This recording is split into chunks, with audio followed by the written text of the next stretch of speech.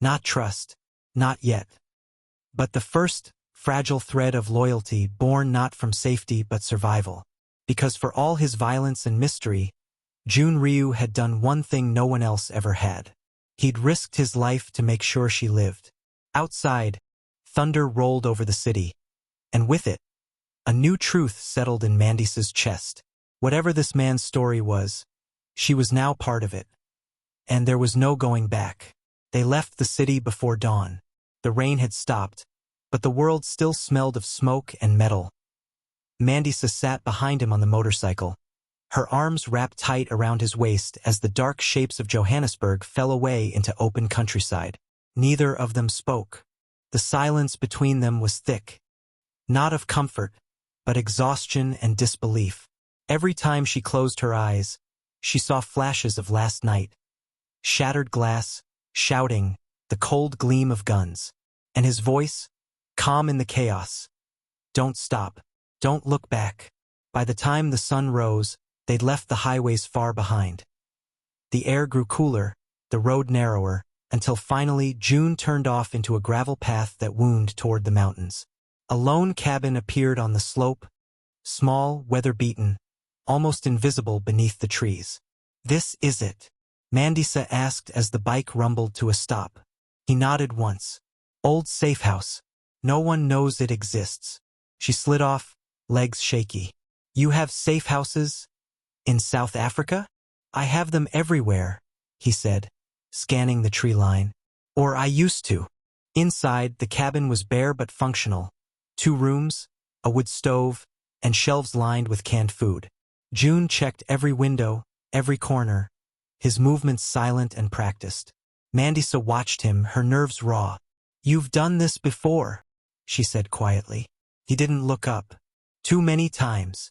She sighed and sank onto the small couch. So what happens now? He turned to her, expression unreadable. Now we disappear. For how long? As long as it takes. She laughed. Tired, sharp. You say that like it's easy. My life is back there, June. My job, my friends. It's gone now, he said simply. The words hit her like ice. Excuse me? They saw your face. They know you helped me. You go back, you die. Her breath caught. So you've ruined my life. I saved it, he replied evenly. And I'll keep it safe, whether you hate me or not. Mandisa stared at him, at the calm certainty in his tone, and something inside her cracked. She wanted to scream, to cry, to hit him, but all she did was whisper, I don't even know who I'm looking at anymore. He met her gaze, and for the first time, there was a flicker of something almost human in his eyes. Neither do I. The first days in the cabin were quiet. Too quiet. Mandisa cooked. He gathered wood. They spoke only when necessary. But every night, when she lay awake, she could hear him, pacing, checking the door, never sleeping longer than an hour. The nightmares came for both of them. Sometimes she heard him mutter in Korean. Low, broken words she couldn't understand but felt in her bones. Other times, she woke with her own heart pounding, the sound of gunfire still echoing in her mind. On the 4th morning, she found him outside, shirtless, his bandages soaked through again as he split wood. You're going to reopen it, she warned, stepping forward. He glanced over his shoulder. Already did. You're impossible. She grabbed the first aid kit and walked over. Sit. I'm fine. Sit, or I'll hit you with the firewood, she said flatly. That earned a faint smirk. He sat. As she cleaned the wound, her hands brushed his skin. Hot, scarred, taut with muscle. He didn't flinch, but his breathing slowed. You don't have to take care of me, he murmured. I'm not doing it for you, she replied. I'm doing it because I can't stand the sight of stupid men dying twice. He chuckled softly, a sound so rare it startled her. You're different. Different how? You talk to me like I'm not dangerous. You are dangerous, she said, meeting his eyes. But right now, you're also my problem. For a long moment, they just stared at each other. No anger, no fear. Just quiet understanding between two people who shouldn't have met, yet couldn't undo it now. That evening, the storm rolled in again. The cabin shook with thunder as they sat by the fire. June sharpened a knife, methodical and calm. Mandisa sipped tea, trying not to stare at the faint shadow of sadness that crossed his face every time the wind howled. "Tell me something," she said finally. "Why didn't you just die? When they betrayed you? When they shot you?" He didn't look up. "Because dying would have been easy. Living is the punishment they didn't expect." The answer chilled her, not because it was cruel, but because it was honest. "So this revenge?" she asked softly. "It's about pride?" He paused. Then, in a voice quieter than before, "It's about justice. And what if justice costs you everything left?" He looked at her then, eyes deep and unreadable. "Then I'll make sure it's worth it." Later that night, after he fell asleep by the fire, Mandisa found herself staring at him again. The man she'd once feared had become something else. Not safe, not kind, real. A broken weapon trying to remember what it felt like to be human. She pulled a blanket over him and whispered to the shadows, "You can't keep running forever, June." But deep down, she already knew neither of them could. The storm didn't stop for 3 days. Rain hammered the roof like 1,000 whispered arguments, and the world outside blurred into gray. Inside the cabin, time slowed. Mandisa and June found themselves caught in a kind of stillness that neither had planned for. No enemies, no escape. Just two people trapped with their thoughts and each other. By the second night, the air between them had changed. It wasn't just tension anymore. It was something heavier, quieter, more dangerous. Mandisa sat by the fire, her knees tucked to her chest, watching the flames flicker across his face. June sat across from her, cleaning his gun with the same precision she'd seen surgeons use on human hearts. "You never stop working," she said finally. He didn't look up. "Work keeps me alive. And you think that's living?" He glanced at her then, the faintest hint of a smile ghosting across his lips. "Better than dying." She sighed. "You sound like someone who's forgotten how to be human." "Maybe I have." "Then why are you still here?" That made him pause. He set the gun aside, met her gaze across the fire. "For the first time in a long time," he said slowly. "I don't know." The words hung there, raw, unsettling, true. Later, Mandisa cooked rice and stew from the cans they'd found in the pantry. June didn't say much while they ate, but she caught him watching her. Not with suspicion this time, with something else. When she laughed softly at herself for spilling rice on the floor, his lips twitched, like he'd almost forgotten what laughter sounded like. "You should do that more often," he said quietly. "What?" "Laugh. It suits you." She froze for a moment, surprised by the gentleness in his voice. "You don't strike me as the complimenting type." "I'm not." "Then why now?" He looked at her, eyes dark but calm. "Because I needed to remember what light looks like." Her heart skipped. She turned away quickly, pretending to tidy the dishes. "You're impossible. And you're stubborn. Guess we're even," she said. But she couldn't stop the faint smile tugging at her lips. That night, the power finally went out. The world outside vanished into darkness, and the only light came from the fire. June sat near the window, knife in hand, eyes on the trees. Mandisa sat on the couch, trying to read, but every sound, every gust of wind, made her glance toward him. "You don't trust the quiet, do you?" she asked. He didn't turn around. "Quiet is when they come." "Who?" "The ghosts. The ones who didn't get buried right." There was no sarcasm in his tone, just weary truth. She stood and moved closer, sitting near him. "You can't live like that forever, June." "I don't live," he said softly. "I survive." Something in her ached at the way he said it. Without thinking, she reached out, touched his hand. He went completely still. His fingers, cold and calloused, trembled under hers. "Mandisa," he said, voice low, "you don't know what I am." "I know what you're not," she whispered. "You're not the monster they tried to kill." His jaw tightened, but he didn't pull away. Outside, thunder rolled again, deep and distant, like the echo of his past catching up to them. Hours later, she lay awake, staring at the ceiling. Sleep wouldn't come. She could hear him breathing on the other side of the small cabin.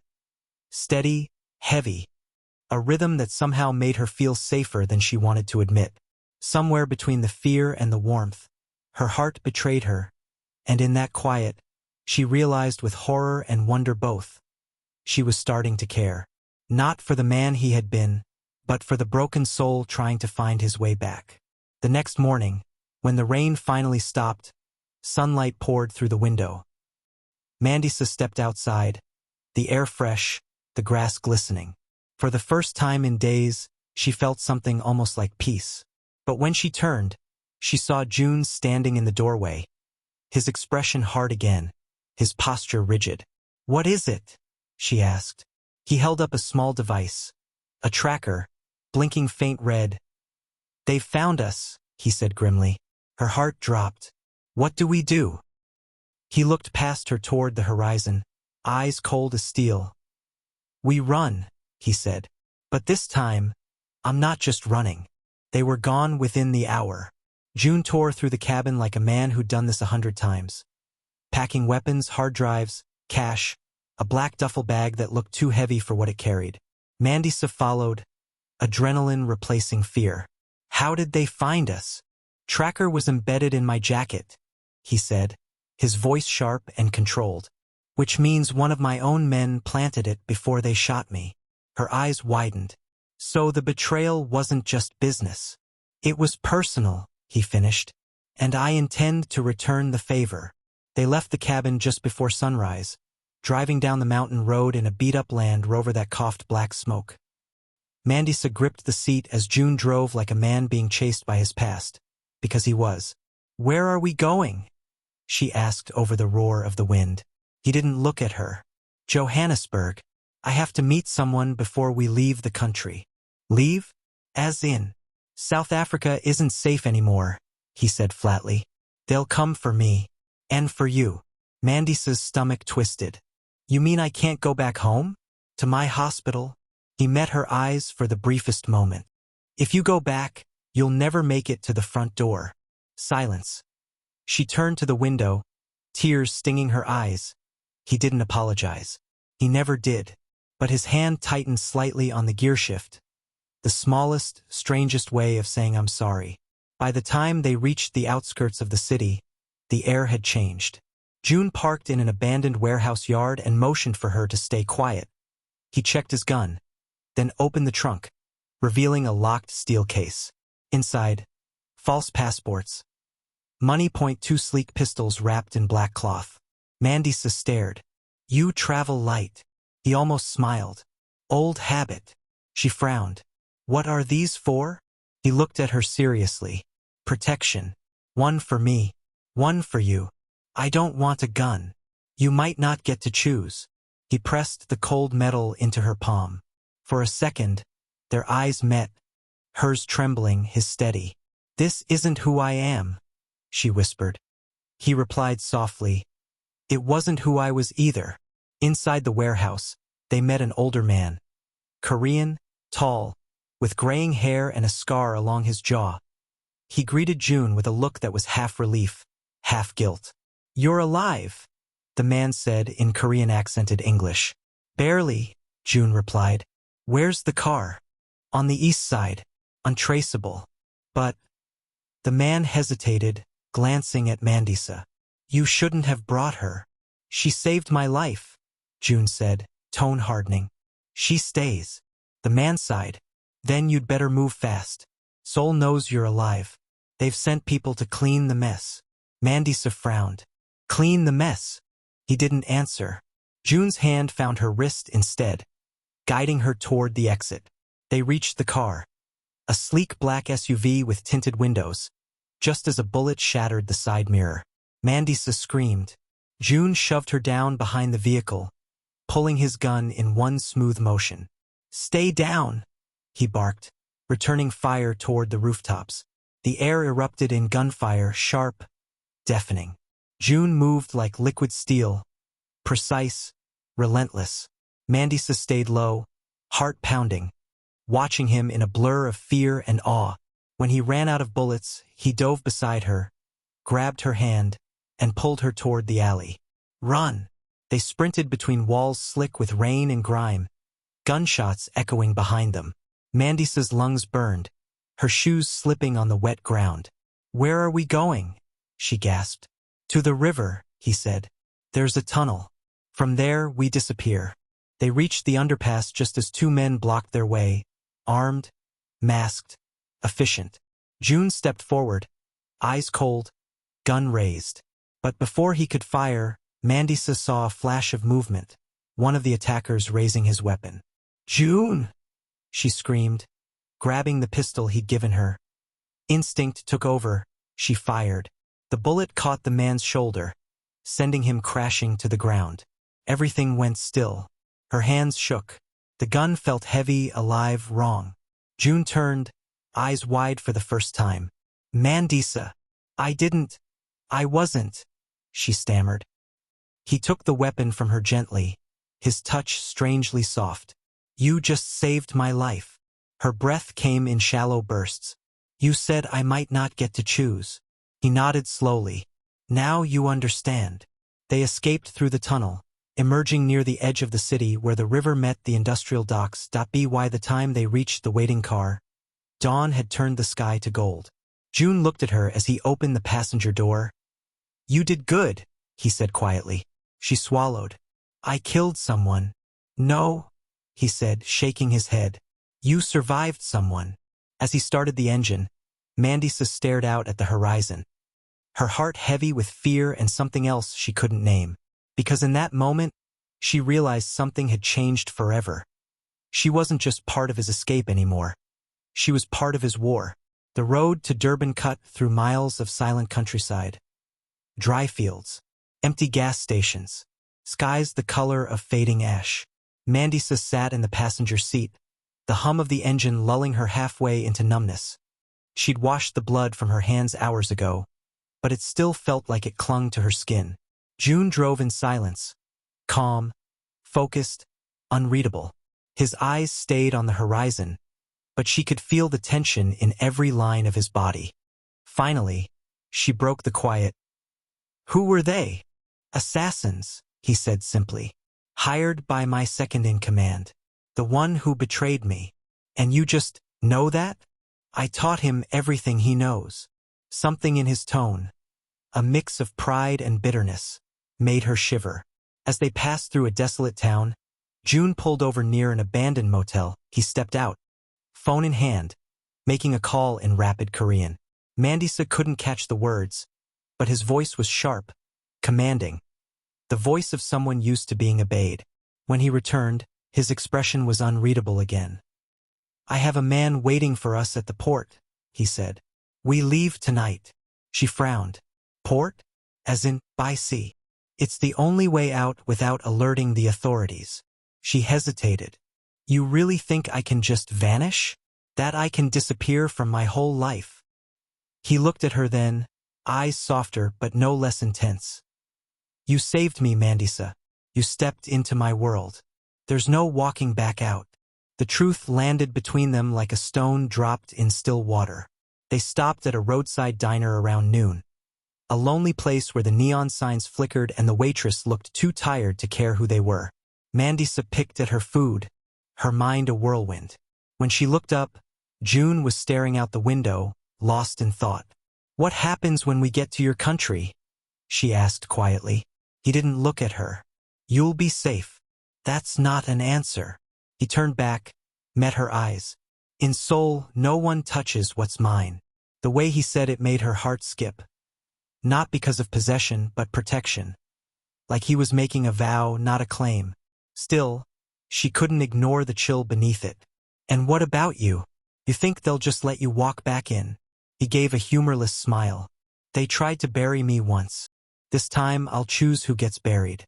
That night, the coastline appeared like a black mirror under the moon. Durban's docks stretched for miles. Ships, cranes, and shadowed workers moving like ghosts. June parked in a deserted area near the water and got out. "Stay close," he said. Mandisa followed, her heart pounding as they slipped between containers, the scent of salt and metal thick in the air. A man stepped out from behind a stack of crates, Korean, wearing a dark coat that he bowed slightly. "Boss." Mandisa froze. "Boss." It was the first time she'd heard anyone call him that. The man handed June a folder and a phone. "Everything's ready. Boat leaves in 30 minutes. Small crew, loyal men only." June flipped through the papers, nodded once. "Good. You did well, Han." Han glanced at Mandisa, curious but cautious. "And the woman?" "She comes with me." That was all June said. But the tone, sharp, final, left no room for argument. As they boarded the small yacht, Mandisa looked back at the city lights shimmering across the bay, her home, her life, everything she'd been before this moment. Gone. June stood beside her, watching the water. "This isn't the life you wanted," he said quietly. "No," she admitted. "But maybe it's the one I was meant to find." He turned to her, surprise flickering across his face, the kind of emotion he rarely allowed himself. Then he said, softer than before, "If I could give you back your old life, I would." She looked at him, searching his face. "Would you really?" A long pause. "No," he said finally, "because you wouldn't be alive." Hours later, as the yacht cut through the black waves, Mandisa stood on deck, hair whipping in the wind. The sea was vast, endless, and for the first time, she felt truly untethered. June joined her, his coat billowing, his gaze fixed on the horizon. "Seoul," he said. "By morning, we'll be halfway there." She glanced at him. "What's waiting for you there?" He didn't answer right away. Then war. But as she looked at him, the man she had once dragged bleeding from the street, she realized something terrifying and beautiful at once. He wasn't just going back to reclaim his empire, he was taking her into it. And the world would never be the same again. They arrived in South Korea just before dawn. The city lights glowed beneath them like 1,000 restless souls. Seoul, vast and cold, its skyline cutting through the mist like blades of steel. Mandisa stared out from the tinted window of the car that met them at the docks. Everything felt alien, beautiful, yes, but haunting. The silence of it, the precision, the way June's name made men straighten when they heard it whispered.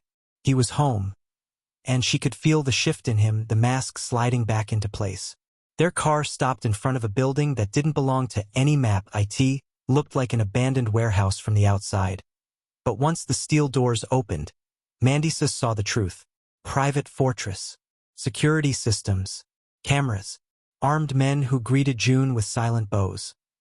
The kind of place that didn't exist unless you had the power to erase it from existence.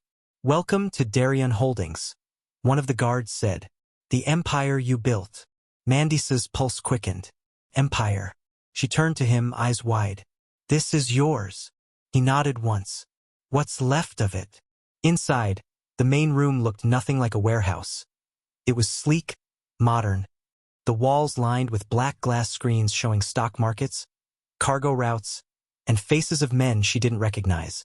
"Every business I own," June said quietly, almost absently. "Real estate, shipping, trade, tech.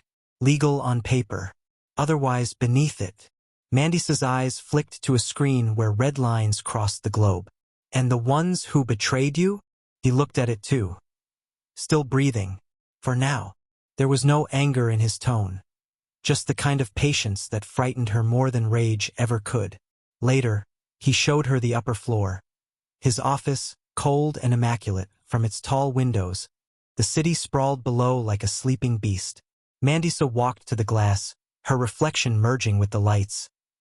"This isn't a home," she said softly. "It's a weapon." He stood behind her, voice low. "It was both, until they took it from me. Why does it matter so much to get it back?" "Because it's all I have left." She turned then, meeting his eyes. "No, it's all you had left." Something flickered in his gaze. Confusion, resistance, maybe a hint of gratitude. But before he could answer, a knock came at the door. A man entered, tall, sharp suit, colder expression. He bowed stiffly. "Chairman Ryu." Mandisa noticed June's jaw tighten. "You're still here," he said evenly. I never left, the man replied. Some of us remembered who you were. The tension between them was electric. Loyalty and fear tangled into one. The man's gaze flicked toward Mandisa. And the woman? My wife, June said smoothly. Mandisa blinked, wife. The man's eyebrows shot up, but he nodded. Then she's under protection. I'll alert the inner circle. When he left, Mandisa turned to June, eyes wide. Wife. He looked at her, dead serious. It's the only way they won't touch you. So I'm just… What, your cover? You're alive. That's what matters. She stared at him for a long time. You always decide for both of us, don't you? I don't have time to argue, he said quietly. Not when the ghosts are already moving. That night, Mandisa wandered the halls alone. The whole building seemed to hum with secrets. Silent men in suits, the faint echo of orders spoken in languages she didn't know. When she entered the lower wing, she saw something that made her freeze. A glass wall, behind it an armory. Weapons, files, photos pinned to boards. Faces of men. And among them, one that made her blood run cold. The man she'd shot. Alive. Her reflection blurred against his photo, and for a long moment she couldn't breathe. He wasn't dead, which meant he was still out there, and he'd know her face. When June found her minutes later, she was still standing there, pale. He's alive, she whispered. The man I shot.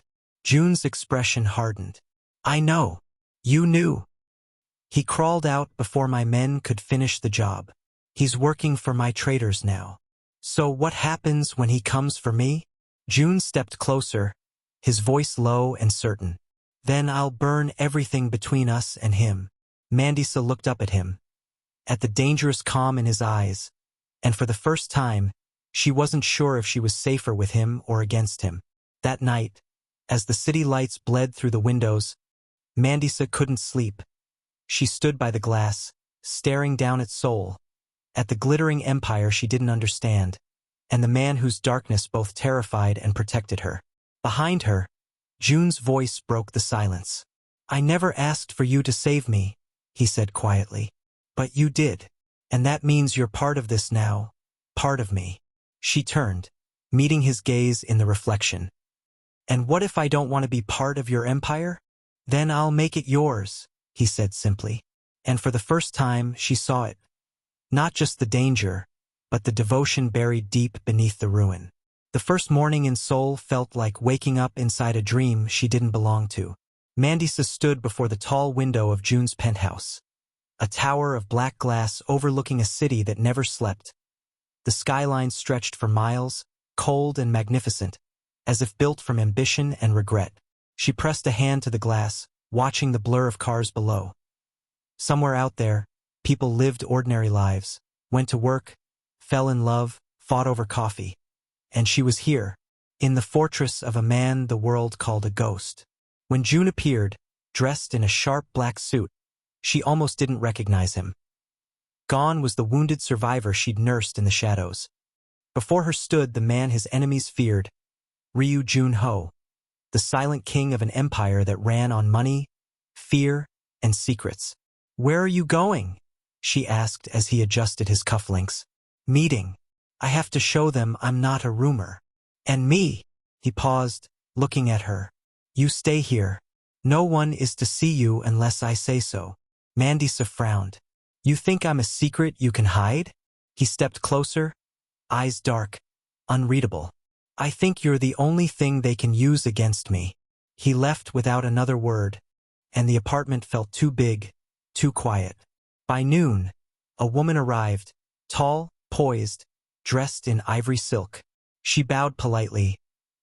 Mrs. Ryu, I am Yoon-hee, she said in soft English. Mr. Ryu asked me to assist you. Assist me? Mandisa echoed. With everything you may need. Clothing, meals, security. Mandisa hesitated. I'm not really. Yoon-hee smiled faintly. In his world, words are protection. If he calls you wife, you are one. The day passed slowly to Yoon. He helped her choose clothes, explaining in careful tones how the people here whispered about June's return, how some feared him, and others waited for him to fall again. By evening, Mandisa had seen enough of the empire to understand that power here wasn't loud. It was silent, patient, and cruel. She walked through the mirrored halls, passing men who bowed stiffly but avoided her eyes and their glances. She could read everything they didn't say. Who is she? Why her? At dinner that night, June finally returned. He found her seated alone at the long marble table, untouched food before her. "You didn't eat," he said. "I wasn't hungry," she replied without looking at him. He poured himself a glass of soju, watching her. "They asked about you today." She looked up. "And what did you tell them?" "That you were the reason I came back alive." She blinked. "And they believed you?" He gave a faint smile. "They believe what I allow them to." Silence filled the room again, thick and uneasy. Mandisa finally spoke. "You built all of this money, power, fear. But for what? What are you trying to prove?" June leaned back in his chair. "That I can't be erased." "That sounds lonely." He looked at her. Really looked at her. "It is." For a long moment, neither of them spoke. Then, quietly, Mandisa reached across the table, her fingers brushing his. "You don't have to fight the whole world alone," she said. His hand didn't move, but his eyes softened. "In my world, love is a weakness." "Then maybe your world needs breaking," she whispered. Something inside him faltered. For the briefest second, the mask cracked. Then he stood abruptly. "Get some rest, Mandisa." And just like that, he was gone again, swallowed by the walls he'd built around himself. Later that night, Mandisa found herself walking through the penthouse, unable to sleep. She stopped in front of a door she hadn't noticed before. Slightly ajar, faint light spilling through. Inside, she found a small shrine. Photos of an older woman and a boy. Candles burned low. Her breath caught. His family. She stepped closer, studying the photograph of the woman. Gentle eyes, kind smile. Then the boy. Maybe 8 years old, bright and solemn. Behind her, a voice said quietly, "My mother, my brother." She turned. June stood in the doorway, shadows cutting across his face. "They died because of me," he said softly. "A mistake I made years ago." Mandisa shook her head. "You can't carry that forever." He stepped closer, his voice barely above a whisper. "That's the thing about ghosts, Mandisa. They don't leave. They live inside you." For the first time since she'd met him, she saw the truth behind the legend. Not the mafia boss.